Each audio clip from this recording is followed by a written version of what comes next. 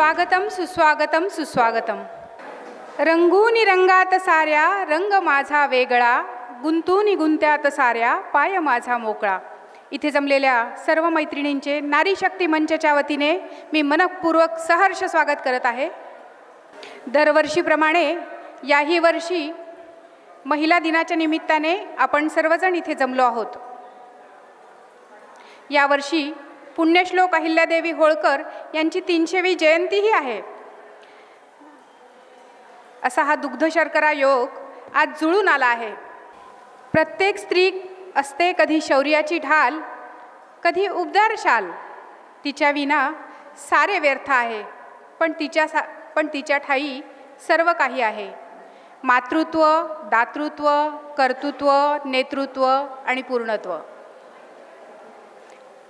अशा या सर्व विशेष पैलू असणाऱ्या येथे जमलेल्या माझ्या सर्व मैत्रिणींना वर्षभर ओढ लागलेली असते. आपल्या प्रमुख पाहुण्यांचं आगमन झालेलं आहे. श्रुतीताई देशपांडे यांना मी विनंती करते की त्यांनी सांघिक गीत घ्यावे. जाग भगिनी मातृशक्ती जाग तू सखे, जाग तू सखे. राष्ट्रधर्म वाचविणे कार्य तुझकडे, राष्ट्रधर्म वाचविणे कार्य तुझकडे. जाग भगिनी मातृशक्ती जाग तू सखे, राष्ट्रधर्म वाचविणे कार्य तुझकडे. महिषासुर दुर्योधन मातले पुन्हा, होतसे विटंबना सांगशी कुणा. उठ याज्ञसेनी सोड केस मोकळे, सत्तांध गुन्हेगारांची फोड मस्तके.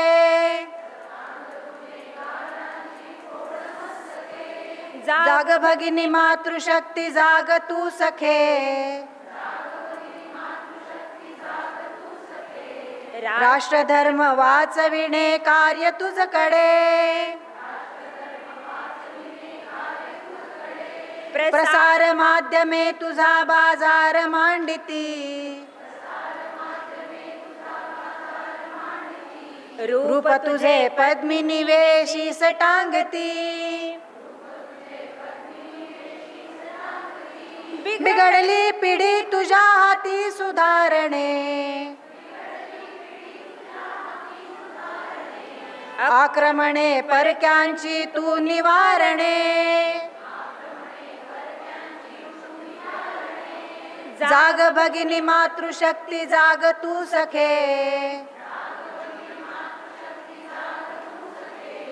राष्ट्रधर्म वाचविणे कार्य तुझकडे. तूच जिजा तू लक्ष्मी तूच अहिल्या, तू लक्ष्मी तूच अहिल्या. तूच रमा सावित्री वारसा तुला, चेतना तुझ्यातली फुलव तू सखे. नीतिवंत संस्कारी राष्ट्र घडविणे. जाग भगिनी मातृशक्ती जाग तू सखे, राष्ट्रधर्म वाचविणे कार्य तुझकडे. स्वदेशी मंत्र नवीन तंत्र साध घालते, सिद्ध होई ध्येय हे स्वतःस उभविणे. नव्हे कधीच तू अबला ऐक मानिनी, अस्मितेस जागव तू चल पुढे पुढे. जाग भगिनी मातृशक्ती जाग तू सखे.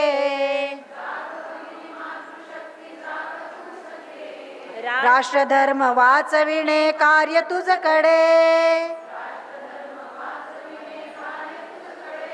जाग भगिनी मातृशक्ती जाग तू सखे.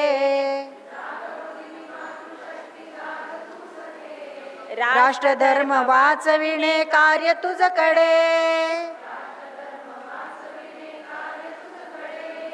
राष्ट्रधर्म वाचविणे कार्य तुझकडे.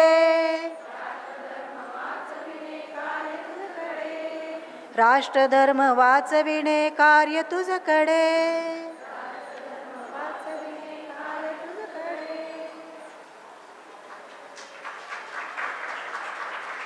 धन्यवाद श्रुतीताई, सुनीताताई. स्वागतम सुस्वागतम सुस्वागतम. रंगूनी रंगात साऱ्या रंग माझा वेगळा, गुंतूनी गुंत्यात साऱ्या पाय माझा मोकळा. अशा मैत्रिणींचं नारी शक्ती मंचाच्या वतीने मनपूर्वक सहर्ष स्वागत. दरवर्षीप्रमाणे याही वर्षी महिला दिनाच्या निमित्ताने आपण सर्वजण इथे एकत्र आलो आहोत. यावर्षी पुण्यश्लोक अहिल्यादेवी होळकर यांची 300वी जयंतीही आपण साजरी करणार आहोत. असा हा दुग्ध शर्करा योग आज जुळून आला आहे. प्रत्येक स्त्री असते कधी शौर्याची ढाल, कधी उबदार शाल. तिच्या विना सारं व्यर्थ आहे, पण तिच्या ठाई सर्व काही आहे. मातृत्व, दातृत्व, कर्तृत्व, नेतृत्व आणि पूर्णत्व. अशा या विशेष पैलू असणाऱ्या सर्व जमलेल्या माझ्या मैत्रिणींना ओढ लागलेली असते ते एकत्र येण्याची, नारी शक्ती मंचाच्या महिला दिनाची. आज इथे 2 छोट्या भगिनी पण आपल्यासोबत आलेल्या आहेत आणि त्या आपल्यासमोर कर्तृत्वशालिनी अहिल्या देवींवर एक छोटीशी नाटिका सादर करणार आहेत. साक्षी नरवडे अहिल्यादेवी आईंच्या भूमिकेत, तेजस्वी नरवडे अहिल्यादेवी यांच्या भूमिकेत. चला तर मग या छोट्या दोस्तांचं टाळ्या वाजवून स्वागत करूया. साक्षी आणि तेजस्वीला मी विनंती करते की तिने व्यासपीठावर यावं. 1720 दशक का भारत, जब तमाम विदेशी ताकतों के चपेट में जूझ रही थी ये सोने की चिड़िया. लोगों के चीखे, मंदिरों का तोड़े जाना और धार्मिक अशांतियों में डूब रही थी ये रंगीन देश. सन 1725 महाराष्ट्र के एक छोटे से गांव चौंदनी में जन्म लेती है एक प्यारी सी मगर तेजस्वी कन्या. पूरे गांव में मिठाइयां बांट दो, घर में लक्ष्मी आई है. किसे पता था बचपन से ही अपनी चुलबुली अंदाज में भारी प्रश्नों से सबको हैरान करने वाली ये लड़की आगे चलकर इतिहास रचने वाली थी.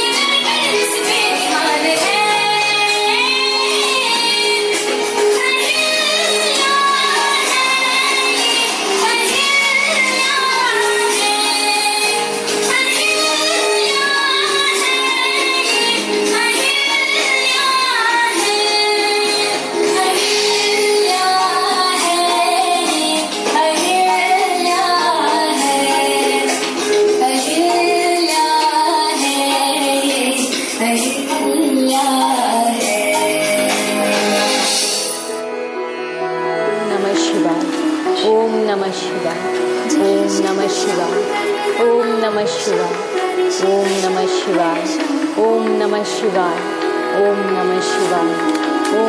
शिवाय. ओम नमः शिवाय.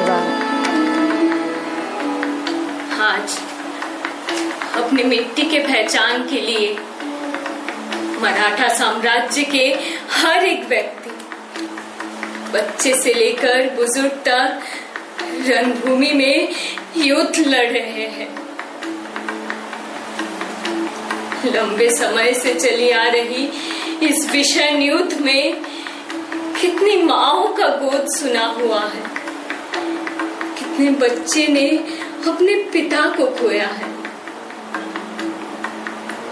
मल्हार राज्य कभी फूलों की होली खेला करती थी और आज यही धरती खून से लथपथ है। इस दर्दनाक परिस्थिति में आप सबको शक्ति देना, जितनी जल्दी हो सके आप इस युद्ध को रोक देना। सबकी सुरक्षा आपके हाथों में है और मालवा के सिंहासन का भविष्य आपका दायित्व है। हे शिव जी, हर बार की तरह इस बार भी अपनी इस अहल्या की पुकार सुन लेना। जय शिव शंभो, जय शिव शंभो।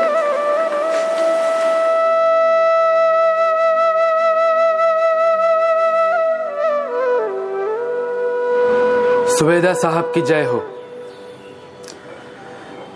बड़े दुख के साथ कहना पड़ रहा है कि छोटे सुबेदार साहब युद्ध लड़ते लड़ते वीर गति को प्राप्त हो गए हैं।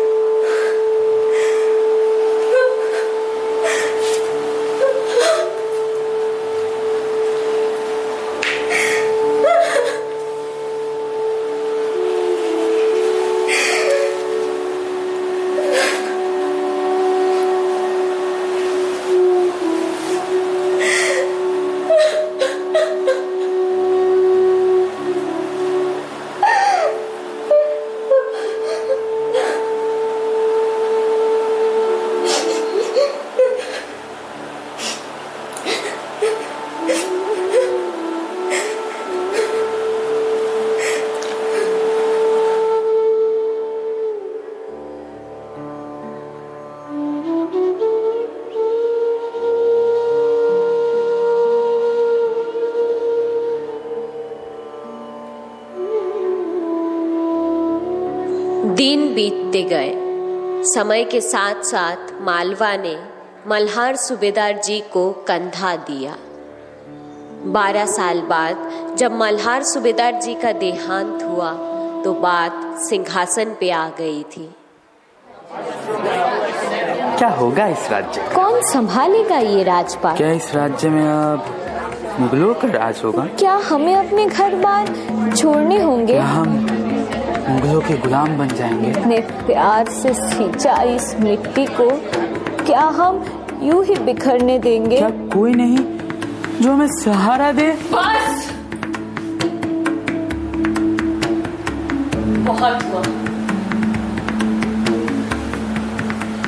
मालवा पे छाए इस काले बादल को हटाकर नए सूरज देखने का समय है।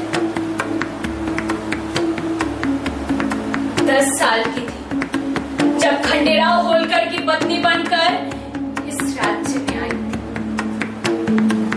तब से लेकर आज तक के सफर में अपनी प्रजा की कोई कमी होते नहीं देखी। मालवा के शासक ने अपना धर्म, अपना कर बखूबी निभाया तो प्रजा ने उनका समर्थन किया।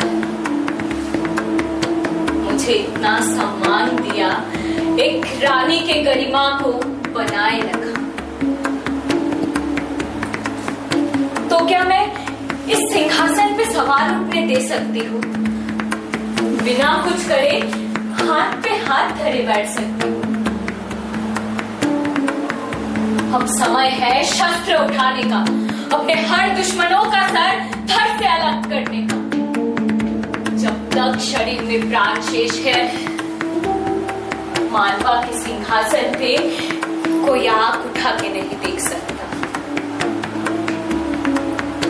मैं उठ खड़ी होंगी, अपने दुश्मनों से लड़ूंगी। मालवा अब मृत्यु का शोक नहीं, जीत का जश्न मनाएगा। और मैं अहल्याबाई होलकर आज से ये शपथ लेती हूँ, मेरे रहते मालवा के सिंहासन पे कोई आँच नहीं आएगा। हर हर महादेव। 18वीं शताब्दी में जब अधिकतर स्त्रियों का जीवन पर्दा प्रथा, बाल विवाह और सती प्रथा जैसे कुरीतियों में जकड़ा हुआ था, तब इस नन्हे से दिल ने उन स्त्रियों की पीड़ा को अपने भीतर महसूस किया और यहीं से आरंभ हुई एक मासूम शिवभक्त बालिका से समाज सुधारक, शासक, राजमाता, लोकमाता देवी अहल्याबाई होलकर बनने की महान गाथा। अहल्याबाई होलकर जी के विचार, वीरता, उपलब्धियां और त्याग हमारे जीवन को प्रभावित कर एक नई दिशा देती है।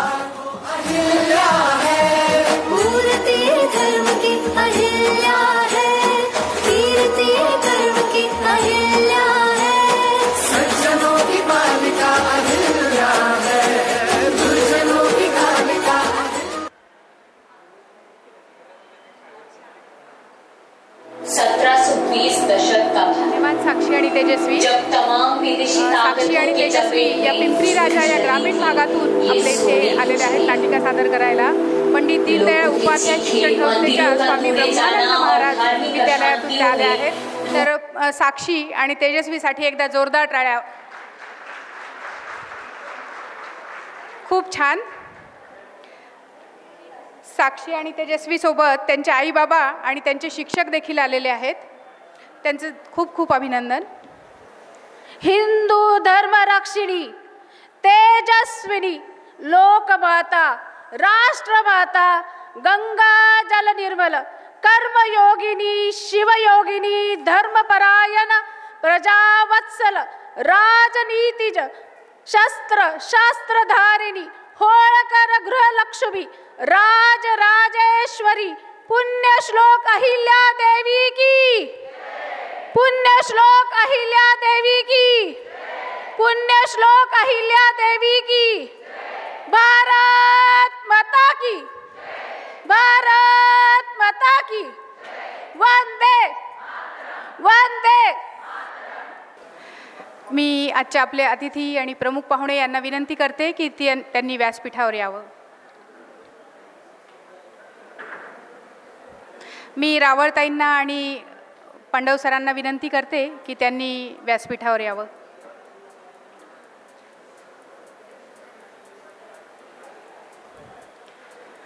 आजचे आपले प्रमुख पाहुणे रमेशजी पांडव आणि सुनीताताई रावळ यांना मी मंचावर स्थानपन्न होण्याची विनंती करते।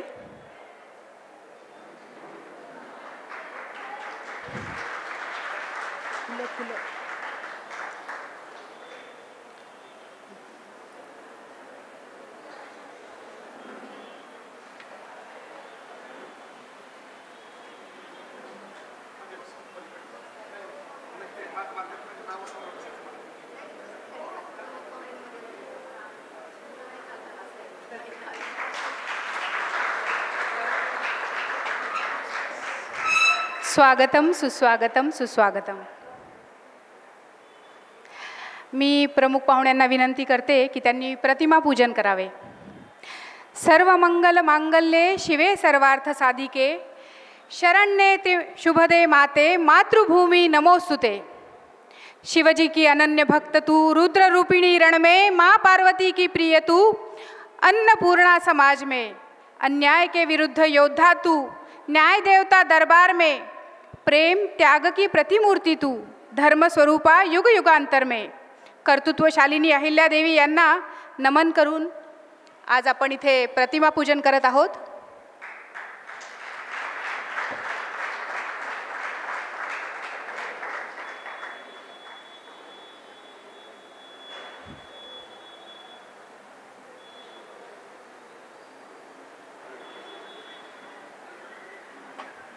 धन्यवाद पांडव सर, सुवर्णाताई। मी सुनीताताई जोशी यांना विनंती करते की त्यांनी आपल्या प्रमुख पाहुण्यांचा परिचय द्यावा. नमस्कार. आजच्या कार्यक्रमासाठी ज्या प्रमुख वक्त्या आहेत त्यांचा परिचय करून देते. आपल्याला लाभलेल्या आहेत डॉक्टर सुवर्णाताई रावळ. आपण BN कॉलेजमध्ये भिवंडीच्या प्राणीशास्त्र चिकित्सा या विषयात संशोधन कार्य केलेले आहे. मुंबई विद्यापीठ व JJT विद्यापीठ राजस्थान येथे PhD गाईड म्हणून आपण मार्गदर्शन करत आहात. भटक्या जनजातीसाठी मोलांचे सामाजिक योगदान देत आहात. भटके विमुक्त विकास परिषद महाराष्ट्र यांच्या आपण अध्यक्ष आहात. तसेच भटक्या जाती संशोधन प्रगती या संस्थेच्या संस्थापक अध्यक्ष आहात. ताईंचे 13 पुस्तके, 500 लेख, प्राणीशास्त्र विषयावरील 30 संशोधन पत्रे प्रकाशित झालेले आहेत व आंतरराष्ट्रीय मासिकामध्येही आपले लेख प्रकाशित झालेले आहेत. शिक्षण क्षेत्रातील आपण केलेल्या अतुलनीय कार्यासाठी मुंबई विद्यापीठाने आपणास सावित्रीबाई फुले आदर्श शिक्षक पुरस्कार देऊन सन्मानित केले आहे. झी TV मराठीतर्फे दिला जाणारा उंच माझा झोका पुरस्कार तसेच आपल्या सामाजिक कार्यासाठी देखील अनेक पुरस्कार प्राप्त झालेले आहेत. अशा बहुगुणी वक्त्या आहेत. सुवर्णाताईंचं स्वागत शारदाताई करतील यांना मी विनंती करते.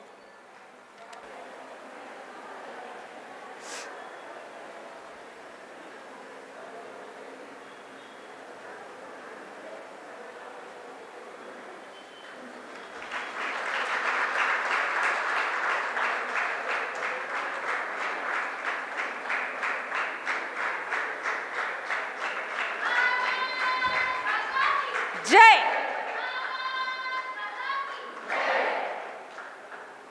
धन्यवाद ताई.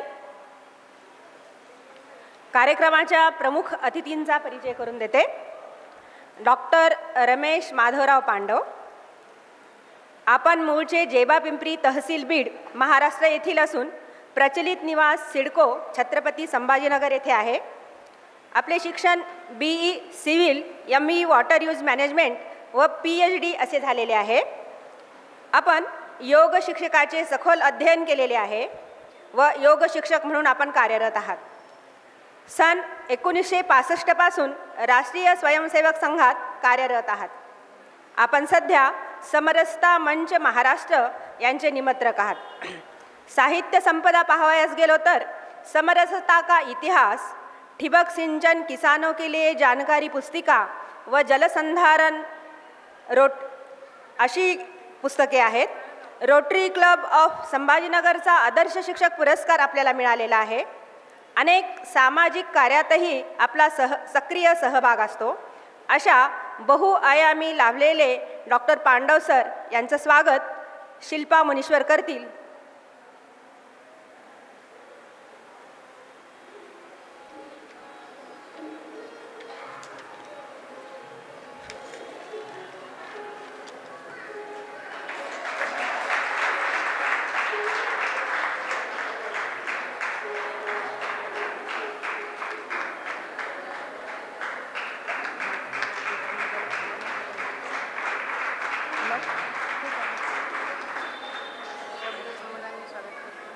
धन्यवाद ताई. धन्यवाद सर. आज आपण जो महिला दिनाचा कार्यक्रम साजरा करत आहोत अशा कार्यक्रमाच्या प्रमुख सौ शारदाताई तेली सिडको, हडको, चिकलठाणा जिल्ह्यांच्या प्रमुख आहेत. यशस्वी महिला उद्योजिका आहेत. पॉवर हिटर्स प्रायव्हेट लिमिटेड कंपनीच्या डायरेक्टर आहेत. योग शिक्षिका असून नागरिक हास्ययोग संघाच्या 2010 पासून मेंबर आहेत. हिरकणी महिला ग्रुपच्या अध्यक्ष आहेत. यांचे स्वागत विद्या पाठक करतील यांना मी विनंती करते. शारदाताई यांचे स्वागत शब्दसुमनानी करतील. यापुढे मी सूत्र विद्याताईकडे देत आहे. आजच्या आपल्या कार्यक्रमाच्या प्रमुख शारदाताई तेली यांना मी विनंती करते की त्यांनी कार्यक्रमाचं प्रास्ताविक करावं. धन्यवाद विद्याताई. नमस्कार. आदरणीय व्यासपीठ, आजच्या कार्यक्रमाच्या वक्त्या डॉक्टर सुवर्णाताई रावळ, आपले अतिथी डॉक्टर रमेशजी पांडव सर, तसेच येथे जमलेल्या नारी शक्ती मंचातील सर्व मैत्रिणींचे मनपूर्वक स्वागत. आम्ही नारी भगिनी माता, आम्ही नारी भगिनी माता, कित्येक वीरांच्या माता, आम्ही नवयुगाची प्रेरणा, आम्ही नवयुगाची प्रेरणा, या जगाच्या भाग्यविधाता. आयुष्याच्या वेगवेगळ्या टप्प्यावर आई, बहीण, पत्नी व लेकीची भूमिका साकारणाऱ्या सर्व नारी शक्तीला जागतिक महिलाच्या खूप खूप शुभेच्छा. जागतिक महिला दिन खरं तर 8 मार्चलाच होऊन गेला आहे. खरं तर प्रत्येक दिवस आपला हा महिलांचाच असतो, तरी एकत्रित जमण्याचं कारण म्हणून हा दिवस आपण साजरा करत असतो. नारी शक्ती मंच आपल्या शहरातील महिलांसाठी अनेक विविध कार्यक्रमांचे आयोजन करीत असतो. त्यापैकी एक म्हणजे महिलांच्या हक्काचा दिवस म्हणजे जागतिक महिला दिवस. अशा कार्यक्रमाच्या माध्यमातून काही ना काही प्रेरणादायी महिलांना ऐकण्याची संधी उपलब्ध करून देतो, म्हणजे तो आपला नारी शक्ती मंच. महिलांचे एकत्रीकरण करून सबलीकरण कसे करता येईल यासाठी प्रयत्न करीत असतो. मंच गेल्या 7-8 वर्षापासून शहरामध्ये सक्रिय सहभाग आहे मंचाचा. नारी शक्ती मंच म्हणजे एक खुलं व्यासपीठ आहे, महिलांनी महिलांसाठी चालवलेलं अराजकीय व्यासपीठ. या मंचामध्ये सर्व जाती धर्माच्या, पंथाच्या, धार्मिक, सांस्कृतिक, सामाजिक, शैक्षणिक, राजकीय संघटनांमधील महिलांचा खूप मोठा सहभाग आहे. आपण स्त्रीमुक्तीसाठी काम करत नाही, तर स्त्री शक्ती एकत्र आल्यावर काय साध्य होऊ शकतं याचा विचार नारी शक्ती मंचामध्ये केला जातो. सर्व क्षेत्रातील महिला इथे एकत्र काम करत असताना सर्वांचा उद्देश एकच असतो. सर्वांच्या मनात समाजाबद्दलचे प्रेम, जाणीव, हिंदू धर्माचे संघटीकरण, संस्कार, संस्कृती, महिलांचे सक्षमीकरण या विषयावर सर्वजणी कठोर मेहनत घेत असतात.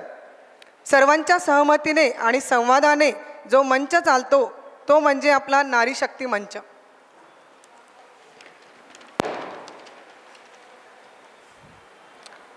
नारी शक्ती सुरुवातीला 2019मध्ये छोटासा कार्यक्रम झाला, तो म्हणजे महिला दिनाचाच.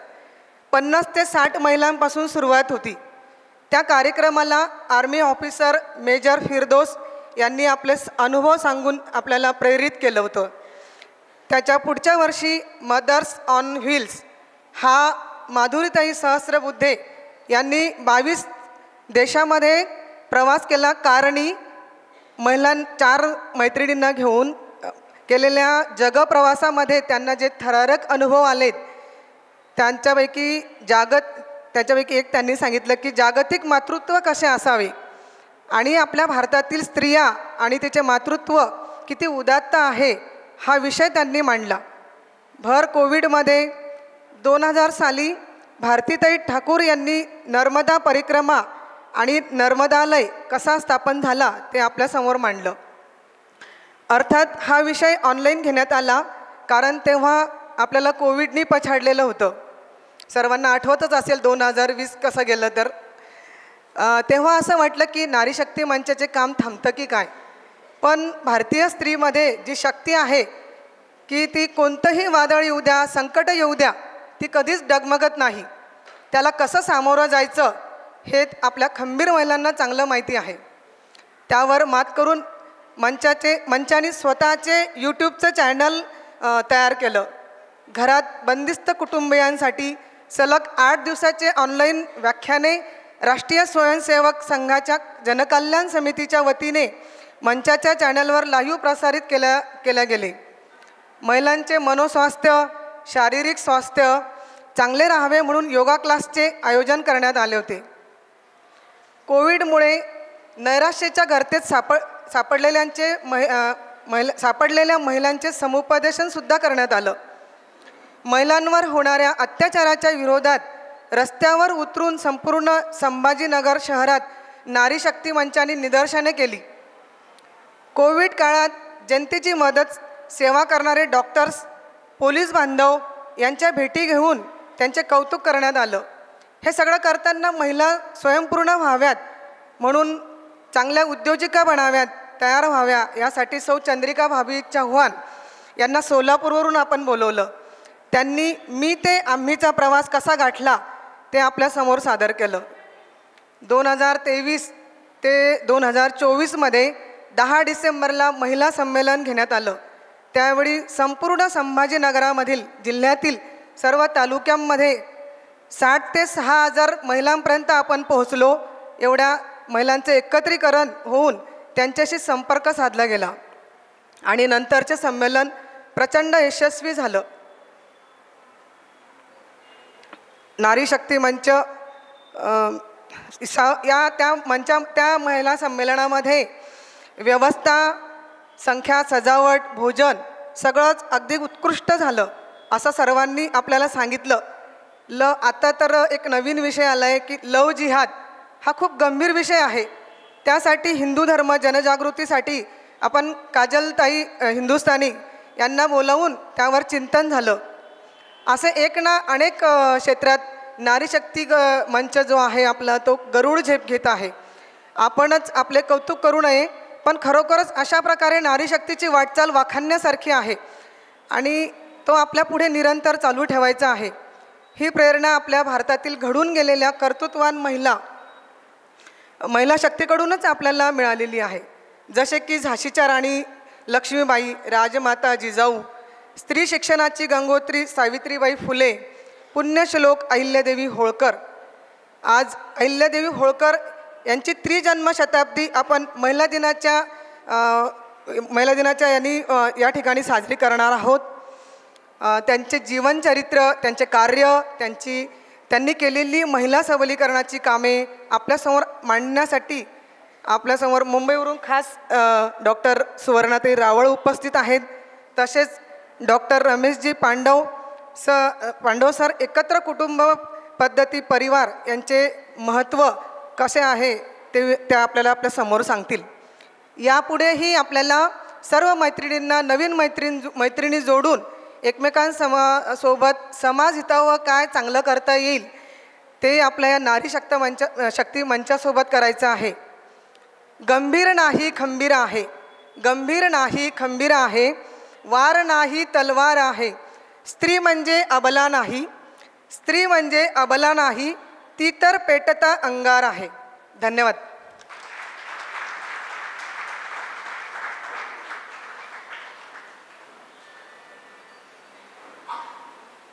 धन्यवाद शारदाताई. शारदाताई या चिकलठाणा भागाच्या कार्यवाहिका आहेत. एकदा शारदाताईंसाठी जोरदार टाळ्या.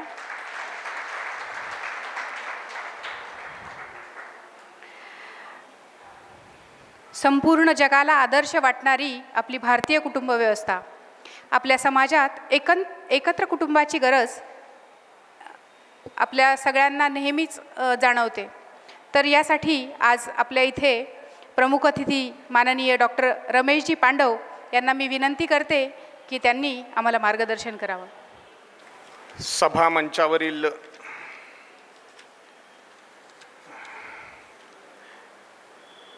एक शारदा आणि दुसरी महालक्ष्मी सुवर्णाताई दोघी या ठिकाणी आहेत.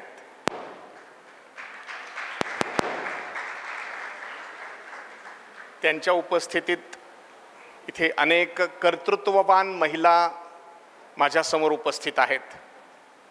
केवळ गृहिणी असं म्हणणं मला धाडसाचं होईल याचं कारण असं की यांच्यापैकी अर्ध्यापेक्षा अधिक मंडळींना मी ओळखतो. म्हणून एक छोटीशी विनंती सुरुवातीलाच आहे, मोबाईल बंद करा. काही जण अजूनही तिघी चौघी मला दिसत आहेत. मी मास्तर असल्यामुळे कोणत्याही कोपऱ्यात काय चाललं ते मला कळतं. आता थोडंसं त्या दोघींकडे बघा.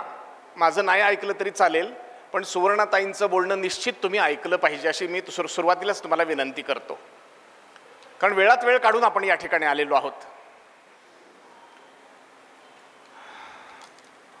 आज सुखदेव राजगुरू यांच्या पुण्यतिथीचाही दिवस आहे.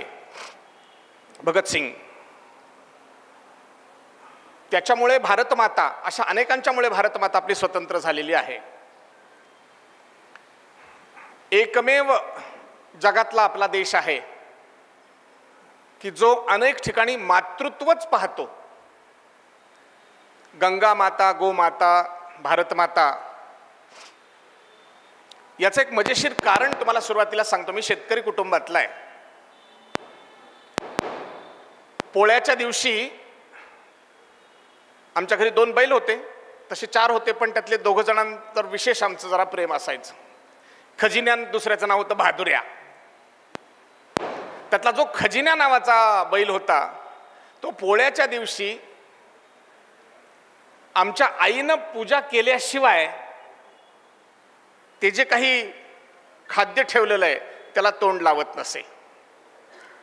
याचं एक दुसरं कारणही होतं की ते 2 जणांच्या समोर पाटीत ठेवल्याशिवाय, खाद्य ठेवल्याशिवाय आमच्या आईनंही उपास कधी सोडला नाही. लक्षात घ्या. आईनं जायचं आणि त्यांना म्हणायचं की खजिन्या आता खायला सुरुवात कर. हे जे ऋणानुबंध या भूमीमध्ये गायीविषयी असतील, पाण्याविषयी असतील, पृथ्वीविषयी असतील, हे वैशिष्ट्यपूर्ण आहे. हे जगात अन्यत्र कुठेही नाही, कुठेही नाही. स्वामी विवेकानंदांच्या निवेदिता नावाच्या शिष्या होत्या, त्या भारतात येणार असं त्यांनी स्वामी विवेकानंदांना पत्र पाठवलं. विवेकानंदाने सांगितलं की बाई येऊ नको, यायचं असलं तर अटी आहेत. आमच्या देशात गोंधळ खूप असतो, कुणाचा पायपस कुणाचा नसतो, समजून घ्यायलाच फार काळ जाईल. इथले ऋण अनुबंध, नाती, आत्या, आत्याचे मिस्टर म्हणजे मामा, मामाचा भाऊ, त्याचं पोरग, त्याची मेवणी, असं करता करता करता कुठून कुठपर्यंत हे पसरलेलं असतं जाळं, हे सांगता येत नाही. लग्नाच्या वेळेला ते कळतं. त्या बाई येत ना, ती नाही का आपल्या खडकीची लिली, तिची बहीण आहे. ही खडकीची लिली इथपर्यंत लांब गाडी जाते आणि मग नंतर आई हुकूम सोडते, पाया पड. आपल्याला कळतच नाही, खडकीची लिली, तिची नणंद, मी का पाया पडू? इतक्या लांब पर्यंतची नाती गोती जपणं हे भारताशिवाय अन्यत्र कुठेही नाही.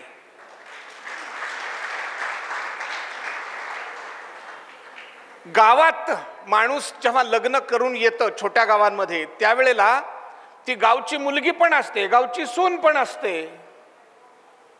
इतक्या लांब लांबपर्यंत ते असतं. मी जेव्हा ग्रामीण भागात हिंडतो त्यावेळेला हा अनुभव जास्त येतो. कुठले आहेत तुम्ही? पिपरीचे आहेत का? पिपरीत आमची सखी दिली ना. कुणाकडे? गोविंदरावकडं. आता मी माझं गावात राहणं फार कमी, त्यामुळे गोविंदराव नेमके कोण? 3-4 गोविंदराव मला माहिती. ते नाहीत का म्हसोबा समोर राहत? मग लक्षात येतं की म्हसोबा समोरचे गोविंदराव. नाव, त्याचा परिचय सगळा तसाच. एकदा आमच्या गावात पाहुणे आले, त्यावेळेला मी तिथे होतो. म्हणले शकुंतलाबाई चौधरी इथे राहतात का? म्हणलं नाही. आणि हे झाल्यानंतर मग शेजारच्या धोंडाबाई होत्या, ही सगळी जिवंत पात्र आहेत. त्या म्हणल्या, रमल तुला कसं कळा ना, ती पिपळा खाल्ली शकुंती ना, तिचं नाव आहे शकुंतलाबाई चौधरी. ही जी ओळख आहे, त्या पिंपळा भोवतीचा जो सगळा परिवार आहे हा शकुंतलाबाईंनी सांभाळलेला असतो. लक्षात घ्या. आणि त्यामुळे झाडं झुडपं इथपासून ते पशु पक्षी प्राणी गावच्या गाव एकमेकाच्या नात्यामध्ये असतं. याचं एक कारण असं आहे की विवेकानंदाने सांगितलं की हे तुला लवकर कळणार नाही, त्यामुळे इथे येण्यापूर्वी तू ठरव नीट, आणि आल्यानंतर नावं नाही ठेवायची. निवेदिता म्हणाल्या, स्वामीजी काहीही असलं तरी आपण माझे गुरु आहात, मी येणार. मला हा सगळा भारत नुसता पाहायचा नाही, भारतात मला राहायचंय. निवेदिता आल्या. कलकत्त्याला त्यांचा जो मठ होता, अजूनही ती सगळीच ठिकाणं आहेत, मी त्या सगळ्या ठिकाणी जाऊन आलोय. तिथे गेल्यानंतर त्यांनी बघितलं, रामकृष्ण परमहंसांना नमस्कार केला. त्यांनी खूण केली. तिकडे आई बसली आहे, रामकृष्णांच्या पत्नी बसल्या आहेत. निवेदिता ताईंनी तिथे जाऊन नमस्कार केला आणि त्या लिहितात, मी त्यांना नमस्कार केल्यानंतर त्या मातेनं माझ्या चेहऱ्यावरून हात फिरवलं, असे कडकड कडकड बोटं मोडले आणि मी भारतीय झाले. तो जो स्पर्श आहे ना, हा हा हा अतुलनीय आहे. तो दुसऱ्याला नाही कळायचा. हे आमचं कुटुंब इथपर्यंत विस्तारलं जातं. ज्या अर्थी माझ्या घरी तू आलेली आहेस, नातं काही असो, त्या अर्थी तू या घराची आहेस. या घराशी तुझं काहीतरी नातं आहे.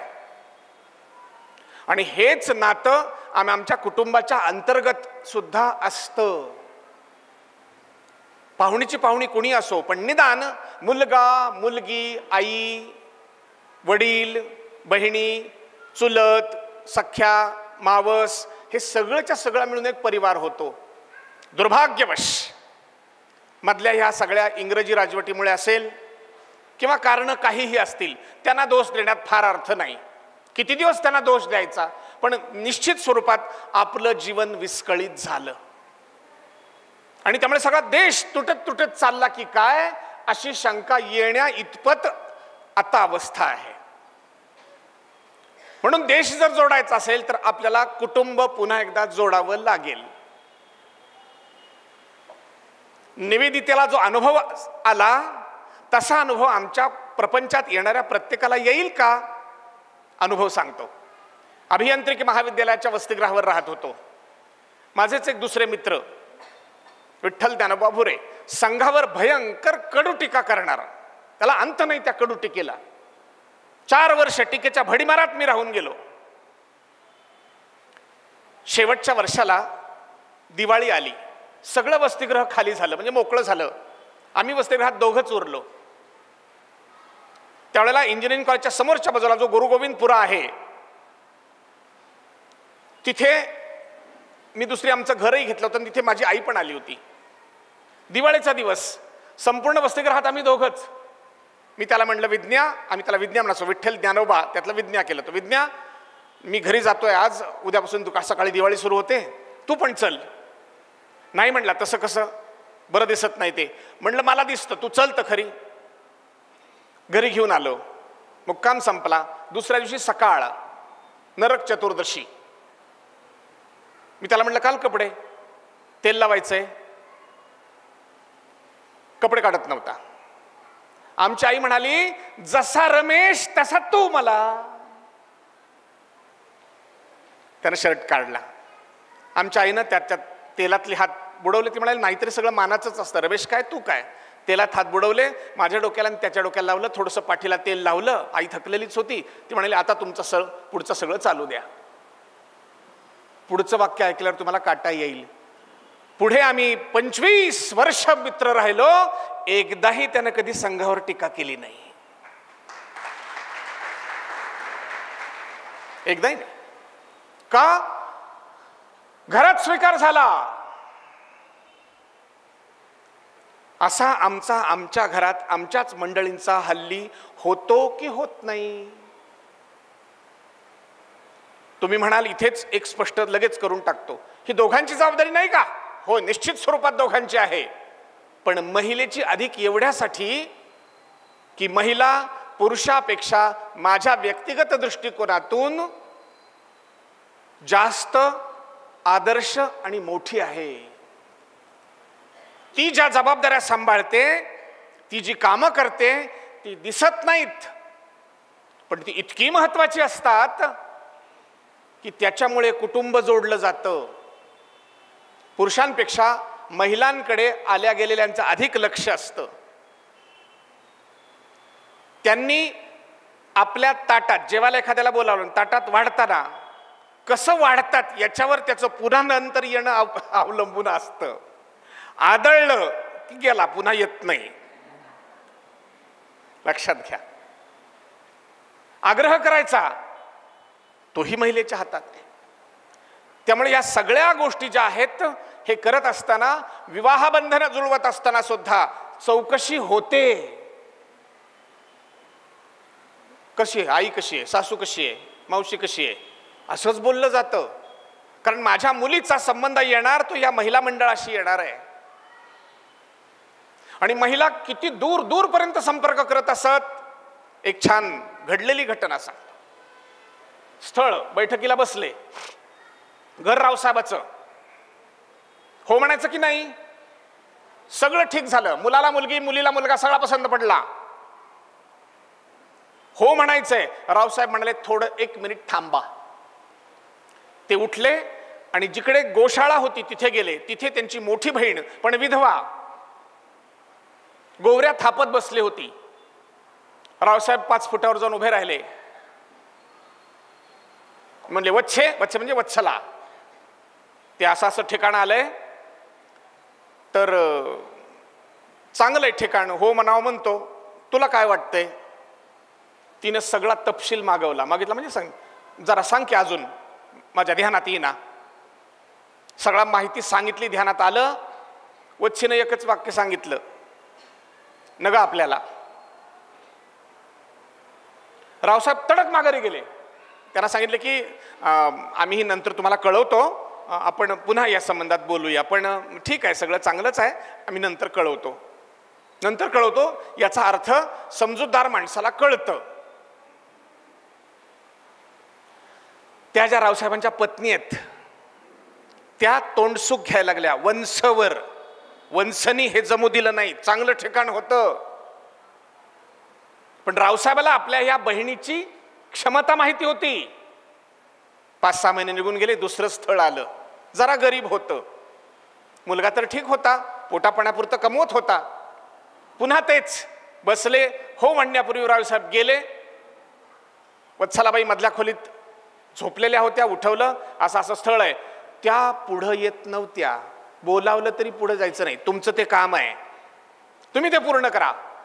मध्ये गेले म्हणाले वत्से असं असं आहे. डोळे झाकून होय मन, माणसं फार चांगले येतं. तिथं गेले सांगितलं की फोडा सोपारी. हे परस्परांची ओळख कशी आहे तर त्या घरातल्या महिला कशा आहेत याच्यावर सगळं अवलंबून आहे. आणि म्हणून महिलांच्यावरची जबाबदारी मोठी असते. त्या घर सगळं पाहतात.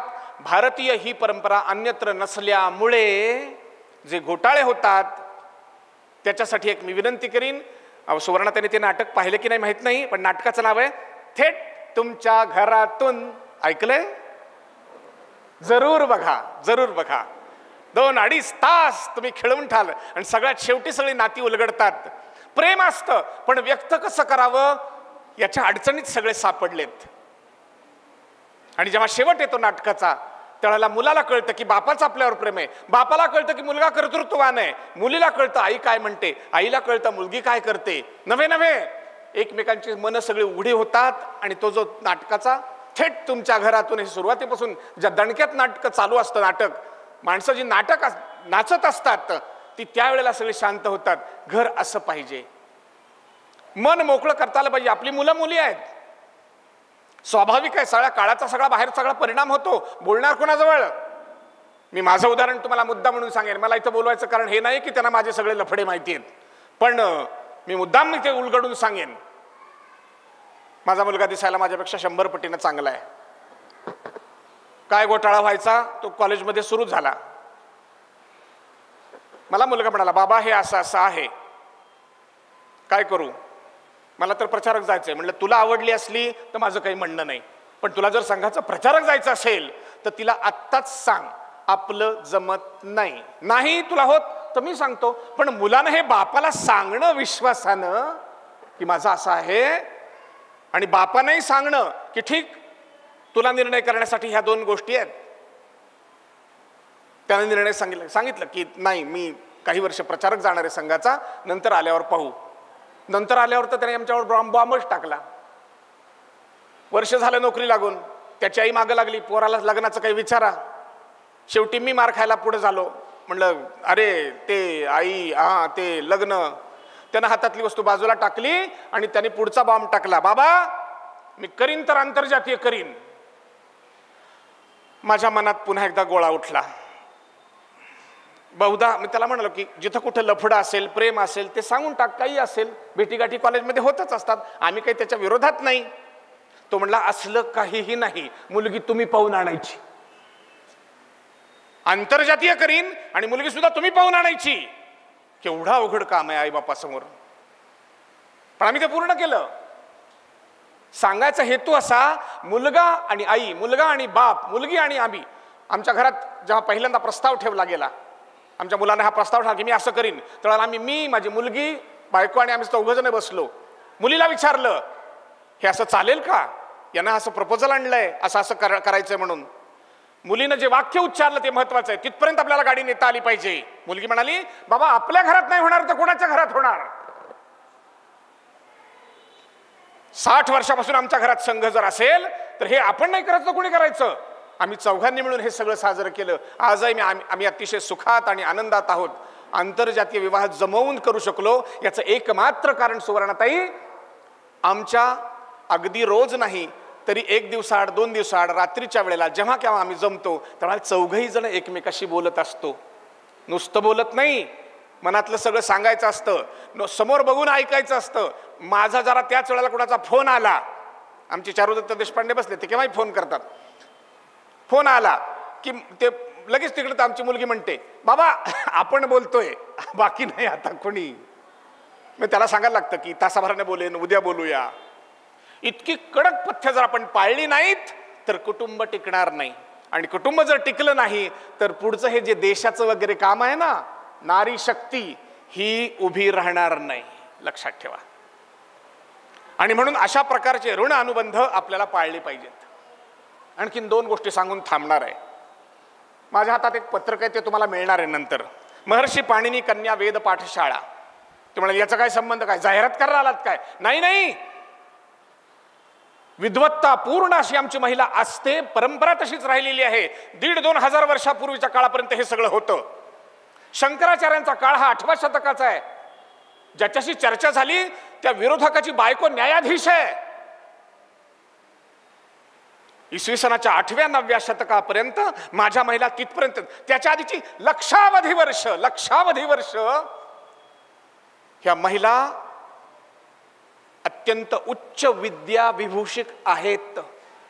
तुम्हाला मी इथे माहिती देईन आणि पुस्तकाचं नावही सांगेन. ऋग्वेदामध्ये ज्यांच्या ऋचा आहेत अशी 15 महिलांची नावं आहेत. आणि विविध जाती जमातीतली आहेत ती सुद्धा, विविध व्यवसाय गटातली आहेत. त्यावेळेला जाती नव्हत्या, व्यवसाय गट होते. लोपामुद्रा त्यातलीच एक आहे, गार्गी मैत्री तुम्हाला सगळ्यांना माहिती आहेत. आणखीन काही नावं या पत्रकात दिलेली आहेत, त्याच्यात तुम्ही नंतर लक्ष घालून ते वाचा. मी एवढ्यासाठी सांगतोय, उत्तर हिंदुस्थानात नंदिता शास्त्री म्हणून आहेत, ती बनारसला, त्यांनी असं मुलींना वेदविद्या शिकवण्याची शाळा काढली आहे. दक्षिण हिंदुस्थानात पहिल्यांदा निघतंय, त्या गावाचं नाव आहे छत्रपती संभाजीनगर. लक्षात ठेवा, केव्हा तरी जरूर जाऊन बघा. आणि सगळ्यांना आहे हा, तथाकथित उच्चवर्णीयांच्यासाठीच फक्त आहे असं समजू नका. याचं कारणही तुम्हाला लगेच सांगून टाकतो. वेद, उपनिषद, षडदर्शन शास्त्र, रामायण, महाभारत आणि गीता ही सगळेच्या सगळे धर्मग्रंथ सुवर्णाताई बहुजन समाज गटातल्या मंडळींनी लिहिलेले आहेत. एव्हरीथिंग. 2 उदाहरणं सांगितली की पुरं होईल. वेदव्यास, त्यांची आई कोळी नाही, बाप पराशर ही न कुळातलेत. वेद कुणाचे? भगवद्गीता शेवटचा धर्मग्रंथ आमचा. सांगितला गवळ्यानं, ऐकला क्षत्रियानं, लिहिला व्यासानी. गीता कुणाची? त्यामुळे बंधनं नाहीत. बरं, जात सांगायची आवश्यकता नाही. व्यवसाय गट सांगितला की पुरे. मी आमच्या परिचय ज्यांनी करून दिला त्यांना विचारीन, मी आता इथे आहेत त्या, आमच्या दोघांची जात का नाही सांगितली हो? सुवर्णाताईची माझी परिचयामध्ये. काळ गेला मंडळी, जुना झाला तो. 75 वर्षापूर्वी जुनी समाज रचना केव्हाच उलगडून पडली आहे. आम्ही 75 वर्षांनंतर ज्या काळात राहतो आहोत त्या समाज रचनेचं नाव आहे संवैधानिक समाज रचना. कधीतरी उठून झोपेतून आम्ही पुढे सरकलो पाहिजे.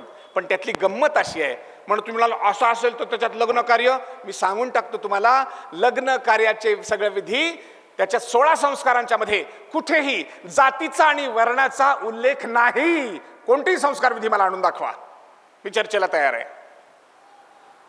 याचा अर्थ असा की संपूर्ण 7,000 व्यवसाय म्हणजे 7,000 जाती आमच्यासाठी खुल्या आहेत.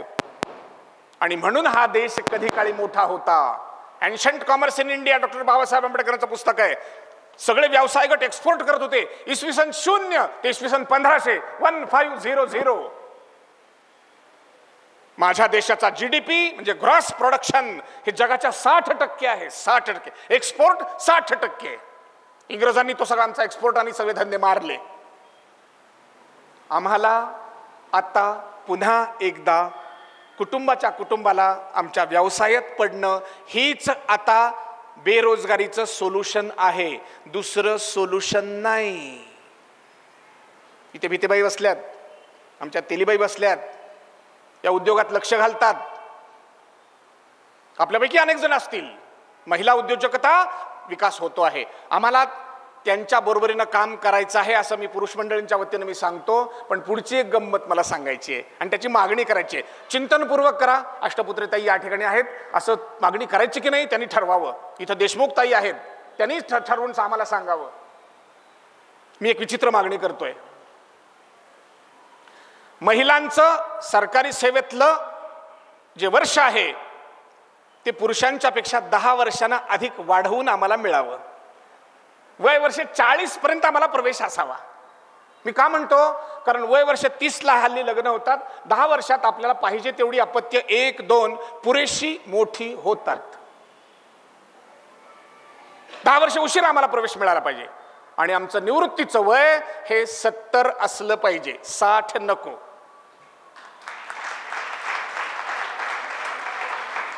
काम करायचं की नाही ते ठरवा, पण मुलंही सांभाळायची, येडावाकडा नवराही सांभाळायचा, म्हणजे कधी न दुरुस्त होणारा नवरा सांभाळायचा, म्हातारी सांभाळायची, आला गेलाही पाहायचा, पुन्हा संघाचं घर, रात्री 2 वाजता फोन, उद्या तुमच्याकडे येतो. अरेच्या किती कामं करायची महिलांनी. आणि हा जर नवरा समजूतदार नसेल, ढेम्या, तर मग विचारता सोय नाही. पेला इकडून तिकडे, नुसतं इकडून तिकडे, नुसतं इकडून तिकडे, म्हणजे बिलकुल हात लावित नाहीत कशाला. अशी जर अवस्था असेल नाही चालणार. म्हणून परवा महिला दिनाच्या निमित्तानं 8 मार्चला तो सगळा सुरू होतो ना, मग पुढे तो फेब्रुवारी पुढच्या 2 वर्षानंतरच्या काळामध्ये तो जागतिक महिला दिन 8 मार्च झाला वगैरे वगैरे. मी त्यावेळेला एक मेसेज टाकला होता. तुम्ही आता घरी सांगायचं की सांगा नाही तर ठरवा, पण काही 4-2 पुरुष मंडळी इथे आहेत, त्यांना मी विनंती करीन, सकाळचा पहिला चहा पुरुषानं महिलांना करून दिला पाहिजे.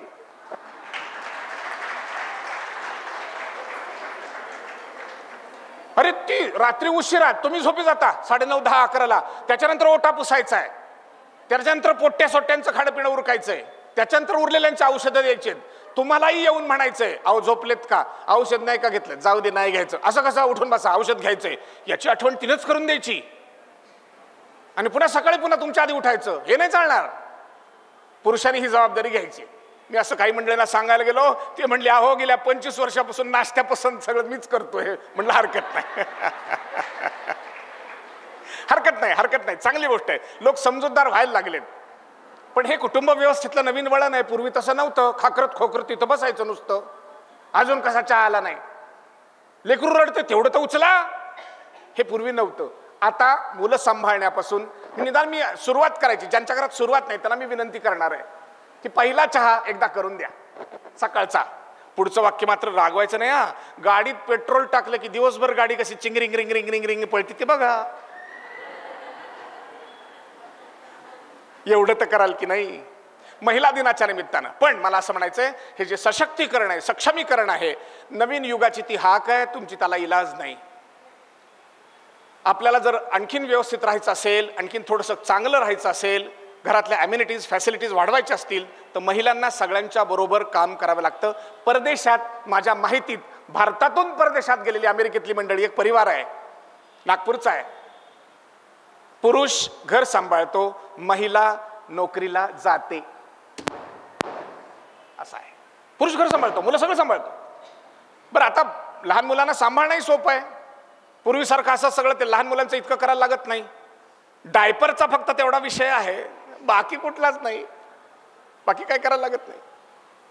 सांगायचा हेतू असा की ह्या पाणी आमचं जे विद्यालय आहे, कन्या वेद पाठशाळा, जाऊन इथं बघा, माने इथं बसलेले, त्याचे प्रवर्तक, त्या संस्थेत मी पण मुद्दाम प्रवेश घेतलेला आहे एवढ्यासाठी की दक्षिण हिंदुस्थानातला हा पहिला प्रयोग आहे. यशस्वी करणं हे आपली जबाबदारी आहे, लक्षात घ्या.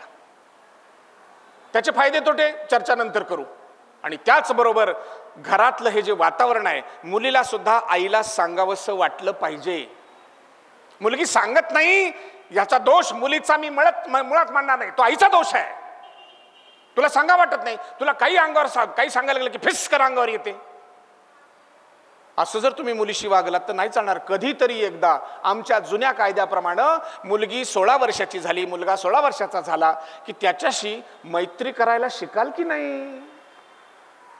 शिकलं पाहिजे. आईनं आणि बापाने दोघांनी शिकलं पाहिजे. त्यांच्याशी मैत्री झाली. ती ज्या घरात होते तिथं मुलंही छान होतात, आई बापाला सांभाळतात आणि प्रामाणिकपणानं आई वडील सुद्धा घरात मदत करतात. आणि हे भारतीय कुटुंब याचं आकर्षण जगभर सगळीकडे आहे. आपला हिंदू धर्म टिकलाय तो या कुटुंब व्यवस्थेमुळे टिकलाय. लक्षात घ्या. याचं निरीक्षण करायला, परीक्षण करायला परदेशातली जी मंडळी आहेत, जी भारतीय आहेत पण भारत कधी पाहिला नव्हता, अशी मंडळी इथे येतात. माझ्या घरात त्यांच्यासाठी एक वेगळा कक्ष मी ठेवलाय. 2 महिने 3 महिने राहतात आणि जाताना नमस्कार करून गहिवरून जातात. मला अमेरिकेत, मला इंग्लंडमध्ये, मला युरोपात माझी आई क्वचित दिसते. इथे प्रत्येक घरात जिथे जिथे मी जातो तिथे मला रोज दिसते. मी म्हणलं हे कसं काय, how come this is so? ते म्हणाले गेलं की आधी त्या महिला मला विचारतात जेवण झालं का, बरं वाटतंय ना, हाऊ डू यू डू, कसं आहे, व्हॉट डू फील. हे आमची आई नाही विचारत. आमच्यातल्याच एक अशा शास्त्री महिला परदेशात विवाह लावण्यासाठी जातात. त्यांनी सांगितलेला अनुभव आहे. एका युरोपियन माणसानं भारतीय महिलेशी लग्न केलं. कारण काय, पुढचा सांगणं मला मोठं अवघड जात आहे. निदान माझ्या मुलांना तरी आई बाप दिसावेत. मला माझे आई बाप माहित नाहीत. माझे आई बाप माहित नाहीत. माझी अशी इच्छा आहे की माझ्या मुलांना तरी आई बाप दिसावे, म्हणून मी भारतीय मुलीशी लग्न करतोय. लोकांचं काय चिंतन चालू आहे इकडे लक्ष द्या. मुलांना जवळ घेतलं पाहिजे, अंजारणं गोंजारणं झालंच पाहिजे. दुसरा इलाज नाही. ही माया जर तुम्ही आता केली नाही तर एक जुनी मला आठवण आहे. कन्नडला आम्ही सगळे म्हातारे जमलो होतो त्या मठामध्ये, काली मठात. आमच्या त्या बेगमपुऱ्यातल्या एक महिला उठल्या, म्हणाल्या मी कविता म्हणू. म्हटलं म्हणा. त्यातल्या 2च ओळी माझ्या लक्षात आहेत. तेवढा इशारा देतो आणि मग माझं बोलणं संपवणार आहे. तो इशारा असा आहे, त्या बाईंच्या त्या 2 ओळी कवितेतल्या अशा आहेत.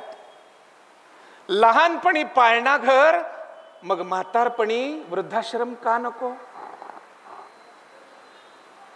आम्हाला लहानपणी तुम्ही पाळणा घरात टाकलं होतं ना, पळालात ना नोकरीच्या पाठीमागे. त्याच वेळेला गरिबीत का नाही राहिला तुम्ही, काही भागतच नव्हतं. अगदीच नाईलाज असेल तर गोष्ट वेगळी, पण काही लोक हौसेनं अम्युनिटीज फॅसिलिटीज वाढवण्यासाठी जातात.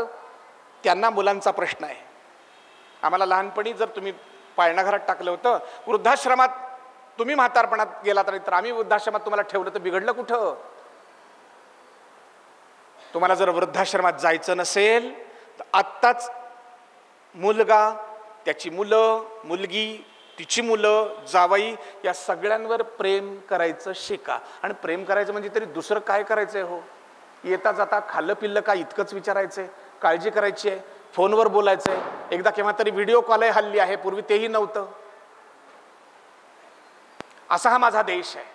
हा माझा देश धर्म म्हणजे ड्युटी म्हणजे कर्तव्य या भावनेतून चालणारा आहे. अतिदरिद्री भिकारी माणसांमध्ये इथे धर्म आहे. त्याची 100 उदाहरणं देईन, त्यातलं एकच उदाहरण देतो. आमचे मानेसाहेब या ठिकाणी बसलेले आहेत.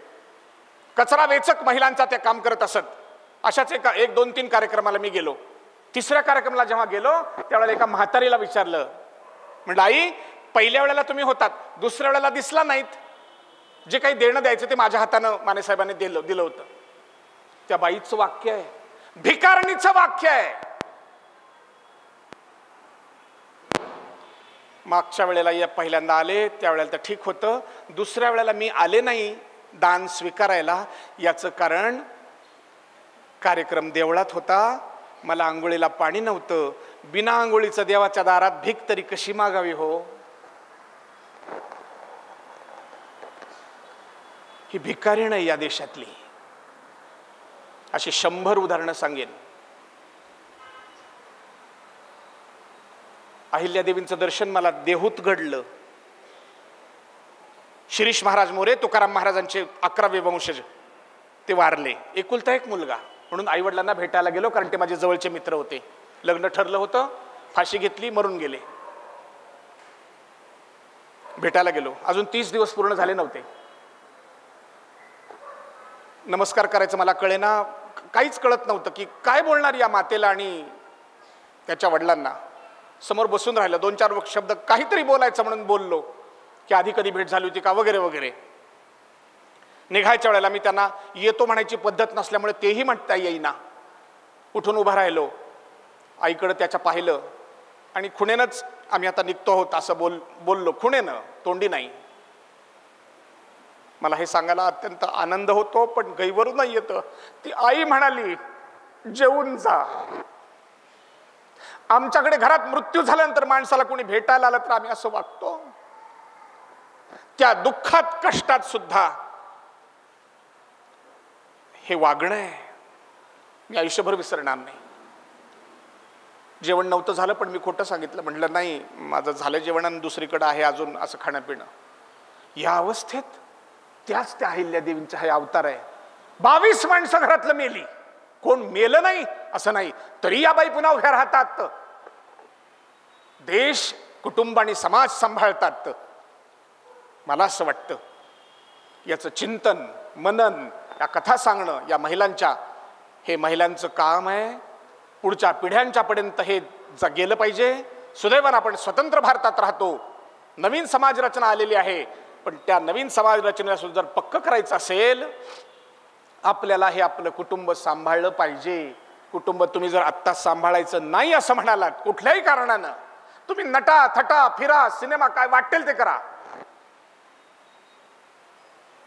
रविवारच्या दिवशी मी आमच्या पोराला आमच्या सुनेला घरी बसू देत नाही. तो म्हणतो बाबा मागं का लागले, जा फिरून या, आमचं म्हातारा म्हातारीचं काही खाऊ का, आम्ही काही खाऊ चोरून पुरून, तुला काय करायचं जाय तिकडेच खाऊन पिऊन पण या, काही बिघडत नाही.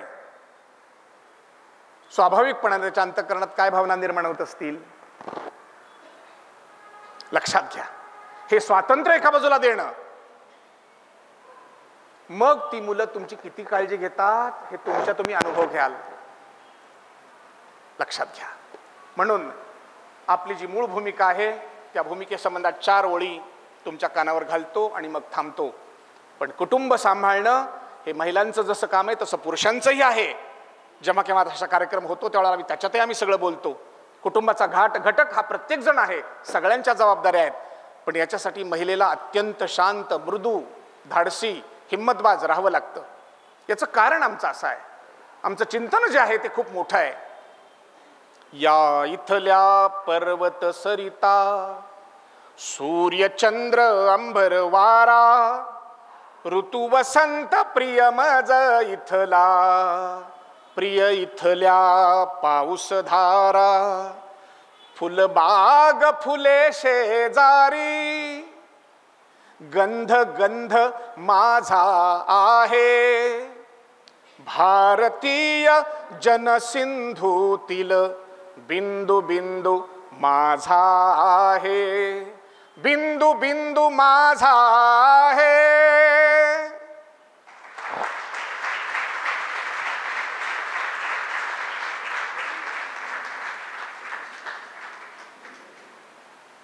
धन्यवाद रमेशजी. किती सहज शब्दात आपण सांगितलं की कुटुंब किती महत्त्वाचं आहे. कुटुंब हे समाजाचं प्रतिबिंब आहे. देश जोडायचा असेल तर सर्वात प्रथम कुटुंबापासून सुरुवात करावी लागेल. एकदा जोरदार टाळ्या.